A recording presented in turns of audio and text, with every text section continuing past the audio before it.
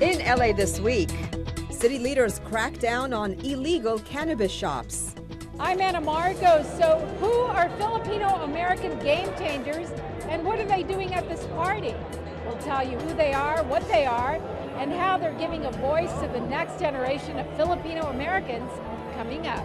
There are issues regarding policing that Angelenos are most concerned about. I'm Gil Reyes with more on how you, the public, can take part in LAPD Police Commission meetings that take place once a week inside this building. I'll have that story next.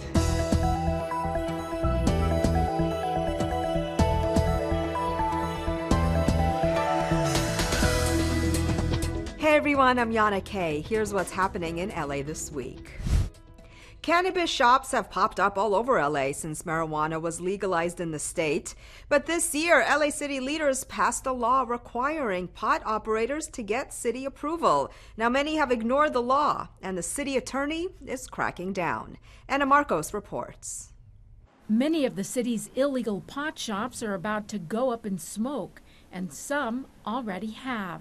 The city's 8-month crackdown has brought 118 cases against more than 500 criminal defendants. City Attorney Mike Fewer is serious about shutting the illegal operators down, and the LAPD is ready to take criminal action. This is bad for the neighborhoods that we are sworn to protect. It's bad for consumers whose health could be at stake. And it's bad for businesses that are playing by the rules. We live in a city, and are in a part of California where we've had hundreds of these dispensaries or commercial locations that in many times have served as hotbeds for criminal enterprise, including gangs, violence, and a real impact on the safety of a community. Although pot may be legal in California, LA passed a law earlier this year that makes it not so legal when you break the rules and operate without city approval.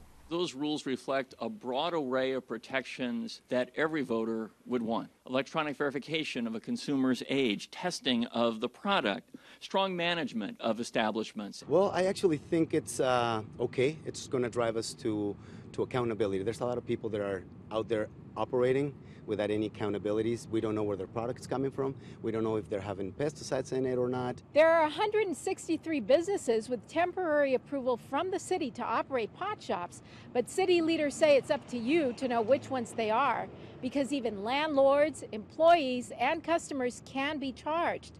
For a list of legal operations, visit cannabis.lacity.org. I strongly encourage any potential landlord, property owner, business owner, employee, or customer to consult this list. The people in peril here are not just those individuals who would be the operators. And unfortunately, they're employees who they draw into these operations and ask and use them as fronts to run the illegal operations. Those individuals are also subject to criminal prosecutions. And I look to not just the criminal actions against those individuals, but the city attorney's work in civil actions to seize those properties and take those properties away from those landowners. Councilmember Nuri Martinez has an extra reason for wanting to shut down illegal marijuana shops. At one point, communities like Sun Valley and Van Nuys had over 50 pot shops. You tell me how that makes sense for a community that size. There shouldn't be an overconcentration of this particular industry in communities of color and low-income communities. So far, at least 23 of the businesses charged have been shut down, and 39 more are under review. The message here is operate and buy from legal cannabis operations or risk getting caught in the middle of a criminal enterprise. Right now, marijuana shops that are in compliance have a temporary approval from the city, but soon the city will be issuing permits to operate. Homelessness is a sad fact of life for far too many Angelenos. It's especially heartbreaking that many military veterans are among those who are living on the streets. But there is a ray of hope thanks to an organization called Homes for Families. Saida Pagan has the story. It was an amazing sight. Hollywood celebrities, SWAT team members, civic leaders, and military veterans rappelling 25 stories from the top of the Universal Hilton Hotel. It was all part of the third annual Over the Edge for Veterans event, a show of respect and support for low-income vets. Michael Reardon is among those who has benefited from the Homes for Families program. This whole organization means the world to us because they've really given us a better way to live. Homes for Families, the charity that organized Over the Edge for Veterans, says it met its goal of $100,000 in donations. The money will be used to complete the last phase of a 78-home development in Santa Clarita. It is part of a housing model that provides financial workshops and counseling specifically for military veterans and their families. We serve all veterans. We have homes that are built for large families, and we have single-story homes that are built for the older Vietnam veterans. But these homes just aren't handed to the vets. They have to do their part as well. One of the requirements is each family would have to put in what's called sweat equity hours.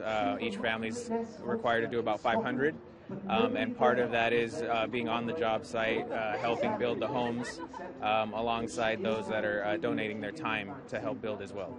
Research shows that not only do incomes increase after vets finally get a home, but that many also seek out more educational opportunities and are more highly motivated to re-enter the middle class. Homes for Families works closely with the California Department of Veterans Affairs. Over the past several years, the charity has built more than 140 homes in LA County. Well, come January, people who regularly disrupt LA City Council meetings could be banned from attending for days at a time. And though no such ban is in the works for LA Police Commission meetings, the same disruption problem exists. Gil Reyes reports on the rules of order. Sometimes raucous but always informative, LA's Police Commission meetings invite us, the public, to weigh in on crucial police business. But commissioners say misbehavior in the crowd can spoil it. Because of disruption by a finite group of disruptors, that it scared off a lot of people. And that's too bad, says Police Commission President Steve Soboroff. He was there in May, for example, when someone threw a powdery substance at then Police Chief Charlie Beck. Beck was not hurt, but the incident ended the meeting. Meetings where the 5-member civilian board decides on key police issues, like rules for on-body cameras and judgments in officer-involved shootings. We encourage the public to come, because if they don't come, then they can't have the opportunity to express their views. The democratic process is quite simple, really. You just go to the back of the room and fill out one of these comment cards with your name, address, and the agenda item you wish to speak about. You then give the card to any of the officers in the room. Commission Executive Director Richard Tiefank says once you're summoned up to the podium, you have up to 2 minutes to speak per agenda item. You have to stay within the topic of the item, and for those 2 minutes. Under general public comment, you can speak to any item that is not on the agenda, but within the purview of the Board of Police Commissioners. So, for example, you could not come to the Board of Police Commissioners and speak about a planning item, because the Board of Police Commissioners has no relevance to planning. And you cannot disrupt the meeting. With metal detectors at the entrance and several officers present, including the police chief, the commission assures visitors, You're going to be safe. We're going to listen to you. You're going to be appreciated. Come do it. Meetings take place most Tuesday mornings at 9:30 a.m. at LAPD headquarters. You can also catch replays on LA City View Channel 35 and at lacityview.org. Well, we all climb stairs every single day, but this next group of people took stair climbing to a whole new level. Michael Hernandez has all the details. Tricia O'Hara has climbed some of the most iconic buildings in the world, from the World Trade Center, the Empire State Building, to the Eiffel Tower. But O'Hara is bringing her stair climbing talents to Los Angeles for a great cause. Yes, it's for the kids, so anything that has to do with raising money for kids. Around 4,000 climbers came to the U.S. Bank Tower building in downtown Los Angeles for the Ketchum's YMCA 25th Annual Stair Climb, YMCA's largest annual fundraiser. The goal was to raise $700,000. We're just grateful for everyone who comes out to support the YMCA. We're for youth development, healthy living, and social responsibility. Climbers range from elite world-class professionals to corporate teams and weekend warriors. Once they reached the top floor, they were greeted with cheers, medals, and a great view of the city. It was fun. It was hard. It was burns the last about 25 flights, but it's fun to get to the top and look out over Los Angeles. So next year, when you're in the mood for great food, good music, and getting your steps in for the day, make sure you join the Ketchum's YMCA Stair Climb. Next year's event takes place on September 27, 2019. For more, visit ymcala.org/stairclimb. Well, Filipino-American media celebrities are paving the way for themselves and many in their community. That's what the Filipino-American Game Changers event was all about. This YouTube celebrity with his 11,000 fans and followers was just one of several special guests at the Filipino-American Game Changers event. AJ Rafael and the other panelists are all young millennials, paving the way for Filipino-Americans in the media and entertainment industries. AJ sings and plays piano. I never clicked so fast with anyone. But he remembers the early days when he had 0 fans on YouTube. We just kept it going, and we knew that there was this audience, especially the Filipinos and the Asian Americans in general, who never really saw people like them representing in this way. It's so inspirational to see an American Filipino really representing our culture. The Filipino-American Game Changers event was the brainchild of the Board of Public Works and Councilmember Gil Cedillo's office. These young leaders, the game changers in media, they are critical to reaching out to the youth who historically haven't been reached out to. PJ Buta, a K-Day radio host and DJ, was one of the first Filipino-American radio personalities. For me, it was just that love for music, and I couldn't play an instrument like AJ does, but I picked up another instrument called the turntable. And Ricky Nierva always loved cartoons and animation. So I was at Pixar for 20 years, and I decided now my next chapter is I actually left, and I'm starting my own company. And meanwhile, Giselle Tanji, an actress, TV host, and producer, has also found her life's work. I discovered that I wanted to dedicate my professional life to creating content for Filipino Americans because there's nothing for us that speaks about our experience. Filipino Americans have more of a place in U.S. history than most Americans realize.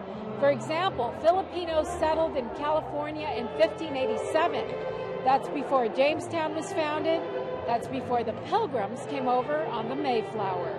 They were slaves, basically, on Spanish galleons. And some of them stayed here, landed here? And some of them landed here. In Morro Bay, the first landing, they were also in Louisiana. And now organizers say Filipino Americans are ready to take their place not only in history, but in the future, and change the game for themselves. So game changing is for everybody to consider, to take their lives and to do something with it, change their own game, make sure their voice is heard. Marzen Abala is ready to be a game changer, Filipino or not. Wait till you hear what he wants to do. No puedo terminar con tantas penas. Quisiera levantarme hasta las venas por tu maldito amor, por tu maldito amor.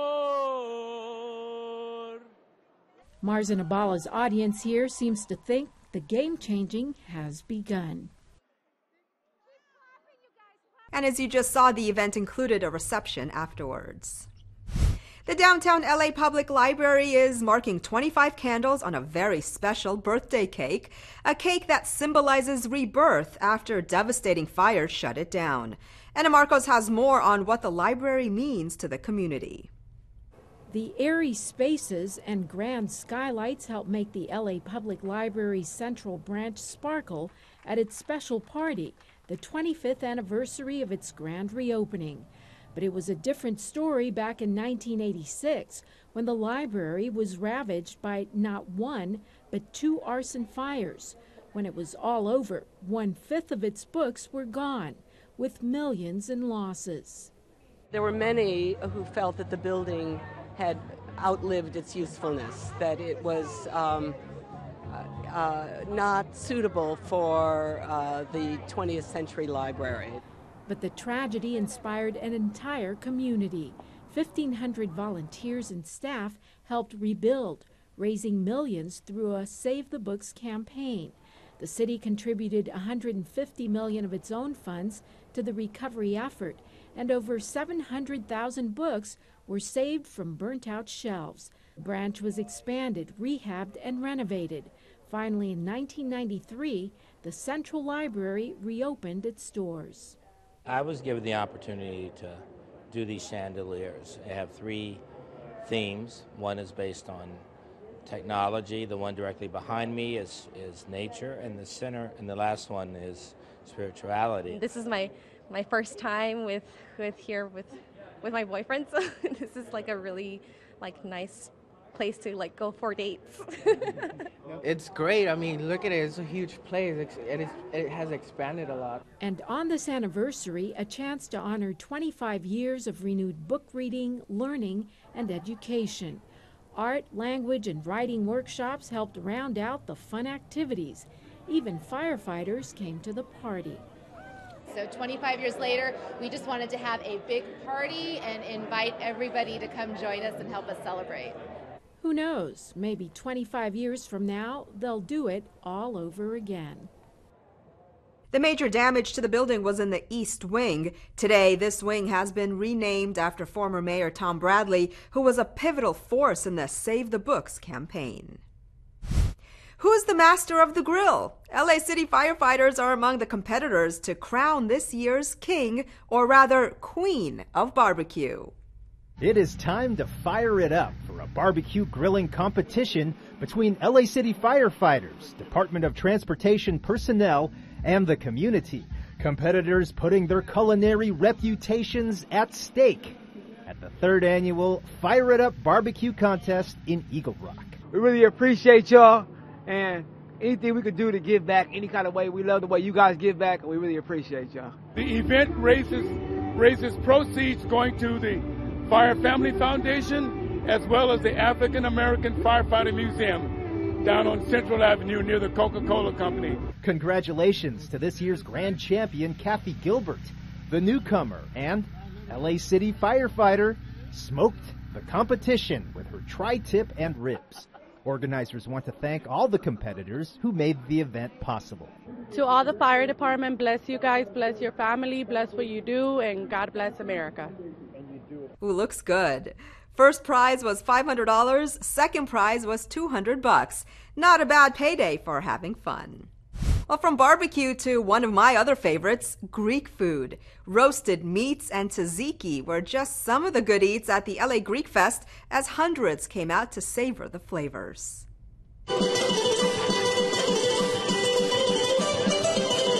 You didn't have to be Greek to dance like Zorba at this 20-year tradition in LA's mid-city. The LA Greek Fest invited everyone to come out.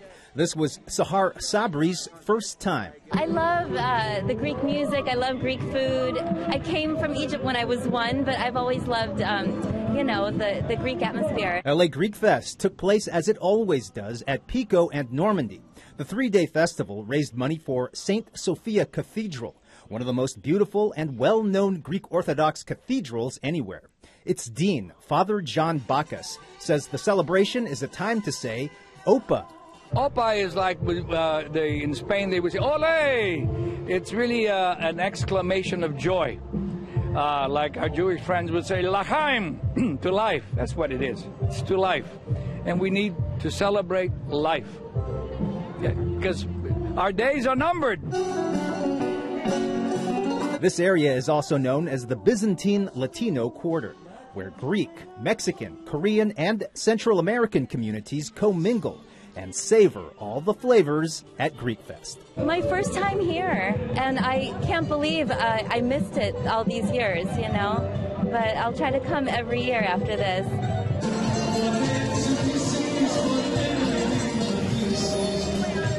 Movie star couple Tom Hanks and Rita Wilson hosted the event. Rita is a proud Greek American, and Tom Hanks joined the Greek Orthodox Church when the couple got married. And over in Chatsworth, folks stepped back in time to experience what life was really like for the early pioneers.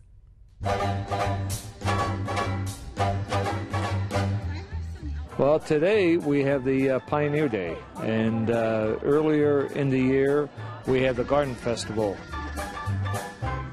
The best thing I saw was dresses and all the charms and really these talented people.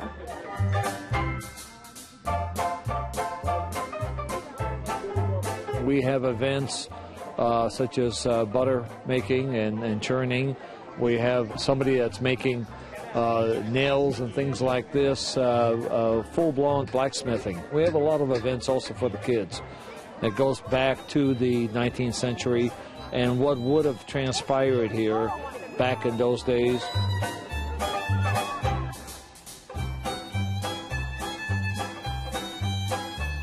We try to pride on preservation of things that pertains to the city of Chatsworth. Chatsworth has been a part of the city of LA going back to 1888. By establishing a community here, the pioneers opened it up for other people to appreciate it, like we do today.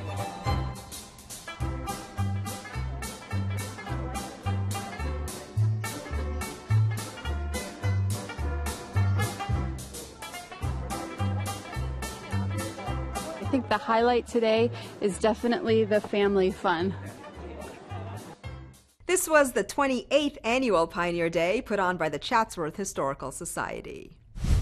On Skid Row, art therapy is alive and well. Here's more on how the Midnight Mission's Art with a Mission workshops help residents unleash their creative side. Mary Odom's ward is working on her favorite kind of art, an original creation she likes to call angel flowers. I draw flowers because my adopted mom would have me to pick flowers. She would call me her flower girl. This is the Midnight Mission's Art with a Mission workshop. Every second Thursday, Skid Row residents come in for a little artistic R&R. Most of them draw, some don't. All are welcome. Some people simply just want to color in a coloring book. Some people end up asking for cannabis and maybe some paints. We here believe that art and music is to the soul as food is to the body. When you're out in the streets, you're dealing with day-to-day life right there outside on the streets. And so something like this to get yourself out and just relax spiritually and get yourself to have a little fun. The artwork ranges from the simple to the complex to art gallery quality. This guy says he's never really drawn much. Something new to me. I ain't used to doing no drawing. Some of these people are such regulars, they not only come every time, but they take their work with them so they can work on it during the month. It doesn't matter if it's just 2 lines in a square, it's art, you know, and that's what makes it so cool. Anybody can do it. Rafael Preciado had his artwork featured in a big way. It served as the Midnight Mission's banner for a recent citywide event. It tells the story of the struggle that we have in all of our lives, those of us that are facing addiction. And as you can see in the tornado, there's marijuana, there's drugs, there's alcohol. And I've hurt my family, I've hurt girlfriends, I've been married twice, you know, and I can only imagine really what it's like for them to go through. You know, they really love me, you know, and I put them through a lot, and forgive me. And it's just, you know, it's part of the story. Preciado also helps others improve their artistic abilities. He taught me how to draw an eye. It's all based on circles. Whether it's circles or lines or full-fledged drawings, a little inspiration through art and a little hope is born.